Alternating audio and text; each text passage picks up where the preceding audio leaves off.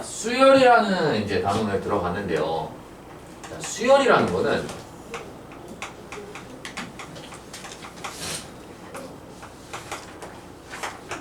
이런 뜻이야. 숫자를 나열해놨다는 뜻이야. 근데 그냥 나열하는 게 아니고 어떻게 나열하느냐면요.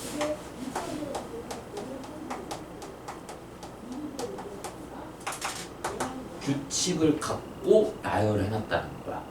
그냥 무작위로 랜덤으로 나열하는 게 아니고 숫자들을 나열할 때 내가 어떤 일정한 규칙을 내가 정해놓고 그 규칙에 의해서 숫자들을 쫙 나열해놨다라는 게 우리가 수열이라고 얘기를 합니다.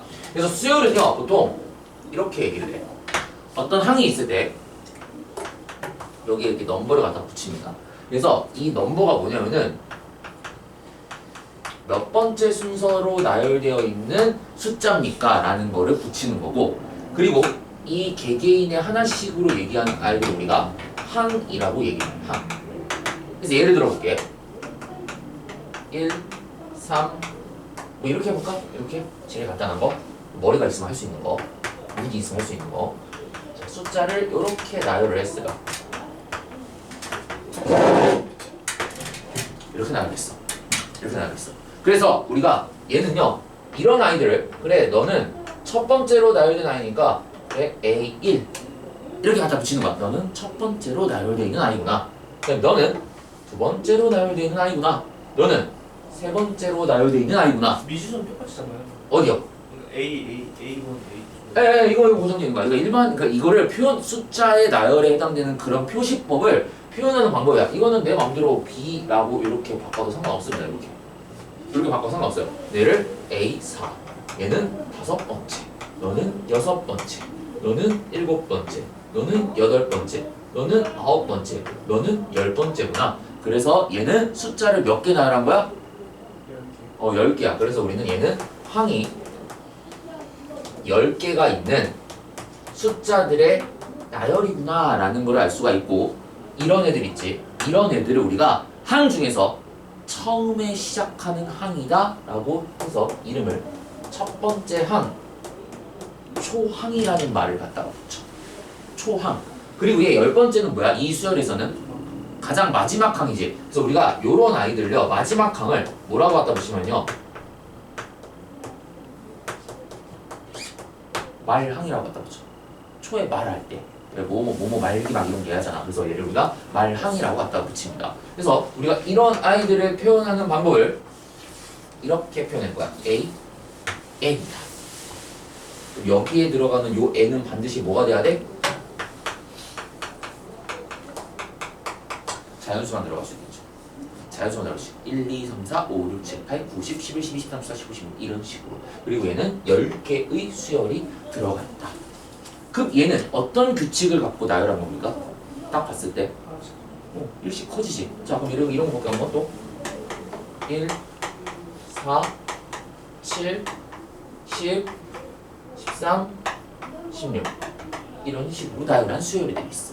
그럼 얘는 어떤 규칙을 갖고 나열한 수열이야? 30 커지지. 그치? 그래 규칙이 보이네. 자 그럼 내가 이제 이런 걸 요런 걸 한번 나열해볼게. 3, 9, 27, 81, 243 이런 아이들은 30 곱해지지. 그치? 얘는 30 늘어나지.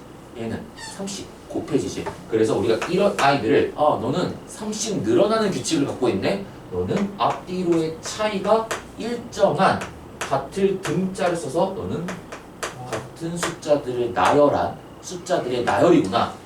너는 등차 수열이다 라고 이름을 갖다 붙이고, 너는 앞뒤로 나눴을 때 그 B값이 전부 다 뭘로 똑같아? 전부 다 3이라는 똑같은 B값으로 나오겠지. 그래서 너는 앞뒤로의 그 B가 전부 다 똑같구나 라고 해서 얘를 B가 같은 숫자들의 나열입니다 라고 해서 얘를 등비 수열이라고 이름을 갖다가 붙인 거야. 그래서 우리는 오늘 이번 시간에 등차 수열을 배울 거고요. 다음 시간에 등비 수열을 배울 거야. 그럼 숫자들을 규칙적으로 나열을 했지. 그럼 우리 궁금한 게 뭐겠어? 이 수열에서는 궁금한 게 뭐겠습니까? 항이 몇 개 있습니까? 나열을 했을 때. 나열했을 때 과연 2023번째 항은 어떤 형태를 띌 겁니까? 이런 거지. 이런 규칙을 갖고 쫙 나열했을 때 내가 이거를 계속 어떻게 할 수 있어?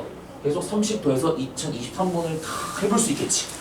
그렇게 하는 게 아니고 이런 규칙성을 파악을 하고 난 다음에 2023번째에 나열되는 숫자는 어떤 숫자가 됩니까?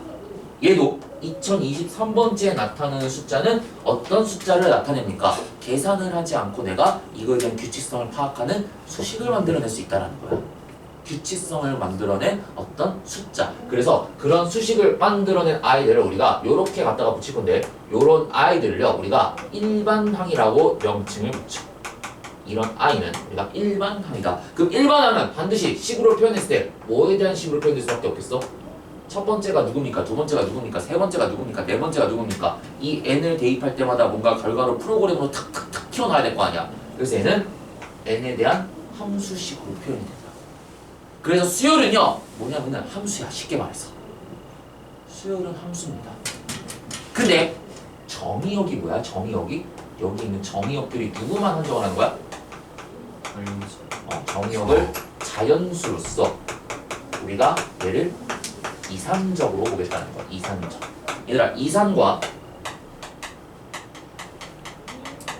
연속이 반대된다는 거 알고 있죠? 흔히 말해서 이산이라는 거는 불연속이라는 거야. 불연속.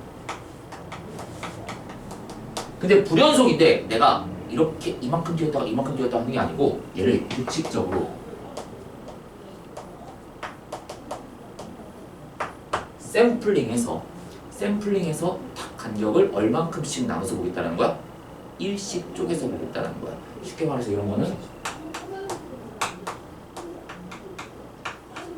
이런 거를 이제 양자화돼 있다 그래. 양자화가 불연속적인 거야. 탁탁탁탁탁탁탁 끊어져 있는 거야. 그거에 반대되는 개념이 뭐야? 바로 연속이라고. 연속은 이렇게 돼 있는 거고. 쉽게 말해서 지금 여기 있는 이 수열을 보게 되면은 1씩 늘어나지. 그치? 그럼 얘는 1 늘어날 때마다 1씩 늘어나고 1 늘어날 때마다 1씩 늘어나는 이 AN에 대한 수열을 이렇게 표현해서 거 뭐예요? AN은 N이 된다. 이건 누가 봐도 이렇게 표현할 수 있잖아. 1 대입하면 1 나오고 2 대입하면 2 나오고 세 번째는 3이고 네 번째는 4고 다섯 번째는 5가 되고 여섯 번째는 6이 되고 일곱 번째는 7이 되는 거잖아. 맞아? 그럼 이게 결국엔 뭐가 되는 거야? 이게 바로 n에 대한 함수식이 fn이 n이 된다는 뜻인데 그걸 우리가 그래프로 그리면 fx는 x라는 함등함수로 배웠었지. 그걸 연속적인 실수 전체 내내에서 본다면은 그래프 모양이 이렇게 돼 있는 i고 수열은 뭐야? 자연수로 탁탁탁탁탁탁 1씩 잘라서 보겠다는 거야. 그래서 이 i가 어떻게 되냐면은 n이 1일 때 탁, n이 2일 때 탁, n이 2일 때 탁, n이 3일 때 n이 5일 때 탁, n이 6일 때 탁 해서 여기 있는 부분들은 관심이 없다는 거지.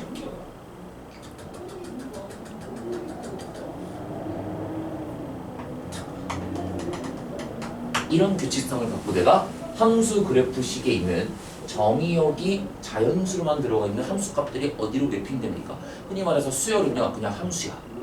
근데 정의역이 뭐야? 정의역이 자연수라고. 실수 전체를 갖고 보는 게 아니고 1, 2, 3, 4, 5, 6, 7, 8 이런 거 대입했을 때 나오는 함수값들이 얼마입니까? 함수값들이 얼마입니까? 함수값들이 얼마입니까? 함수값들이 얼마입니까? 함수값들이 얼마입니까? 함수값들이 얼마입니까? 라는 것들을 궁금해하는 거라고. 그래서 이게 뭐가 되는 거야? 이게 F1이라는 함수값을 우리가 이런 일반항의 형태에서 첫 번째로 나열될 숫자입니다 라는 거를 우리가 이렇게 표현하는 거라고. 그게 수열이야. 앞으로 수열은 뭐로 인식한다 우리가? 그냥 함수식으로 인식하면 된다고. 함수식으로 인식하는데 정의역이 뭐야? 자연수로 한정되어 있다. 그리고 항상 그 숫자들 사이의 간격은 몇씩 늘어나? 1씩 늘어난다고. 전부 다 1씩 늘어난다고. 1씩 늘어난다고. 그쵸? 그럼 이런 아이들은 이렇게 표현 못하겠지. 또 얘를 나타내는 함수식이 따로 있겠지. 얘는 뭘로 표현하면 되겠어? 일단 등비수열은 등비수열은 이런 애겠지. 1일 때 2일 때 3일 때 너가 A1 너가 A2 너가 A3. 그때 A의 N은 뭐가 된다? 3의 N-1승이 되는 거 보여요? 지수 함수니까. 아닌가? 아니야. 3의 N승. 미안해. 3의 N승. 3의 N승이라는 거 보입니까? 지수 함수잖아 이거. 지수 함수에서 이게 fx가 3의 x승이니까 미수가 1보다 큰 아이들이지. 증가함수 형태가 되겠네. 1 대입했을 때, 2 대입했을 때, 3 대입했을 때, 4 대입했을 때 함수 값들이 뭐가 나옵니까? 그러면 우리는 요런 애들 관심 없다라는 거지. 요런 애들 관심 없는 거라고. 요런 애들 관심 없는 거라고. 얘네만 관심이 있는 거라고. 그래서 그거의 점들을 착착착 찍어서 연결하면 그게 뭐가 되는 거야? 원래 연속 함수인 지수 함수로 표현이 됐던 아이들인데 걔네를 우리가 잘했지만 탁탁탁탁 찍어서 이런 불연속적인 규칙성에 있는 내가 관심 있는 간격으로 잘라서 보겠다는 그 간격이 얼마나 하는 거야? 항상 1 차이로 늘어난다는 거지. 그게 수열이야. 숫자들의 나열. 그래서 앞으로 우리는 이런 숫자들의 나열에 해당되는 표현을 쓸 수 있는 이런 일반항이라는 거를 봤을 때 수능 문제는 이렇게 일반항이 쉽게 안 나오겠지. 딱 보자마자 오 너는 30 늘어나는 거야. 이러면은 누구나 다 해피한 문제가 되지만 수능 시험 문제는 이 일반항이 주어져 있을 때 뭔지 몰라. 오씨 막 이게 막 일반항이 막 이렇게 생겨먹었어. 진짜 보지 말고 일반항 저렇게 생겨서 이렇게 생겼고 여기에 뭔가 N이 짱 하고 띄어져 있어. 뭔가 크게 나와 있고 막 규칙성도 못 찾게 이렇게 숨겨놨어 출제자가. 그래놓고 우리가 수요를 봤을 때 항상 행동해야 될 행동이 뭐냐면은 그냥 이거야.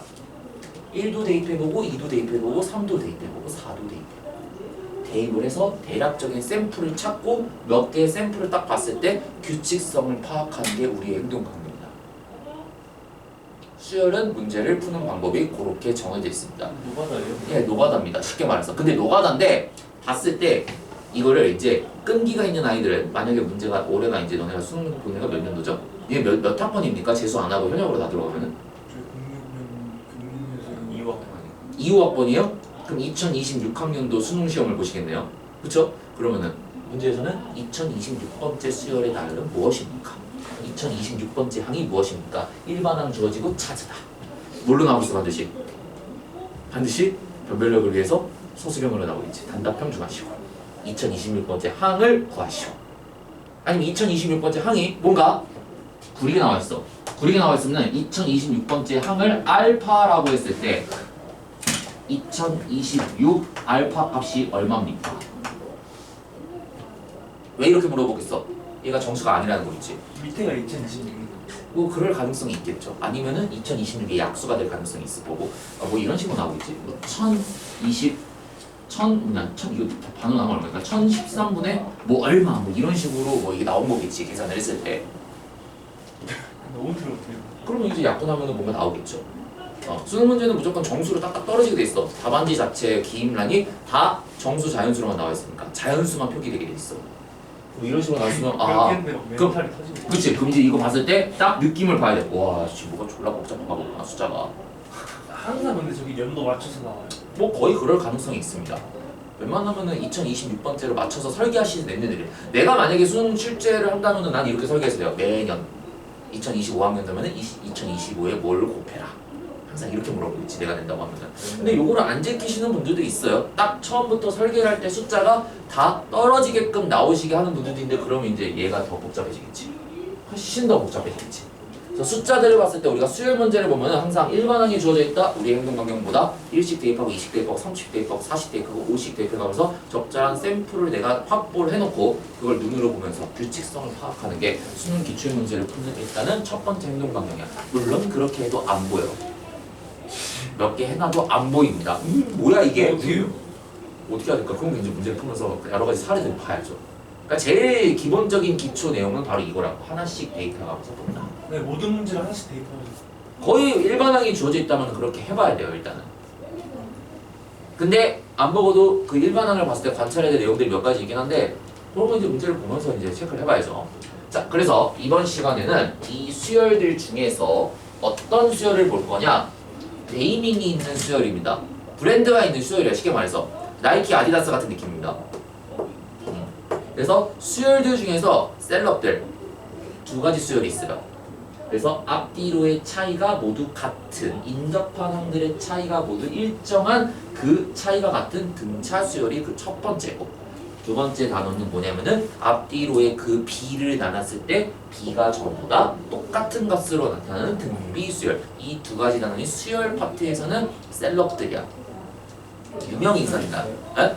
다른 유형의 수열. 예, 여러 가지 수열들도 있는데요. 이제 걔는 약간 차로 따지면은 얘는 뭐라고 할까? 얘는 벤츠 BMW 같은 느낌이라면은 되게 일반. 네, 그쵸. 그냥 되게 대중적인 수열이라고 한다면 얘네는 약간 어디에도 다 퍼져 있어. 근데 약간 좀 뭐라 그럴까? 벤틀리 같은 수열도 있어. 딱 보자마자 오씨 뭐야 이게? 근데 그런 수열들도 똑같이 일반함을 봤을 때 걔네는 뭔가 더 복잡해. 유명한 그 수열들이 이렇게 정해져 있습니다. 그런 수열들에 대한 거를 이제 좀 다루는 것들이 뒤에 마지막에 있어. 수학적 귀납법에. 거기에 이제 쫙 들어가 있습니다. 내용들 자체가. 거기는 약간 수열들이 무슨 느낌? 되게 고급진 수열들이 많이 들어가 있어.